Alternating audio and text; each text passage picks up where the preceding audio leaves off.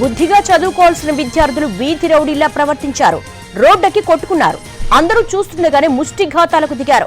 విద్యార్థుల street fight tension పుట్టించింది. గ్రూపులుగా విడిపోయి నడి రోడ్డుపైన కొట్టేసుకున్నారు. విద్యార్థుల గ్యాంగ్ వారితో తోటి విద్యార్థులు భయపడిపోయారు. గోపాలపట్నంలో ఈ యాక్షన్ సీన్ జరిగింది. పోలీసులకు సమాచారం అందడంతో విచారణ చేపట్టారు. విద్యార్థుల మధ్య ఘర్షణ గల కారణాలపై ఆరా తీస్తున్నారు. గోపాలపట్నంలోని జంక్షన్ లో విద్యార్థులు వీధి రౌడీల్లా ముష్టిఘాతాలకు దిగారు. గ్రూపులుగా విడిపోయి నడి రోడ్డుపైనే కొట్టేసుకున్నారు.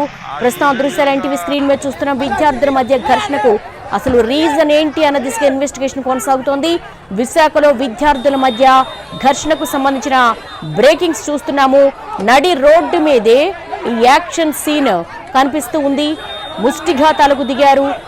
మరి విద్యార్థుల మధ్య గొడవకు కారణం ఏంటి అన్నది మరి ఆ యాజమాన్యాలకు సంబంధించి కూడా ఎంక్వైరీ కొనసాగుతోంది.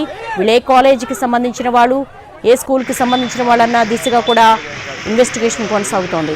గోపాలపట్నంలోని జంక్షన్లో వీధి రౌడీల్లా విద్యార్థులు మారారు.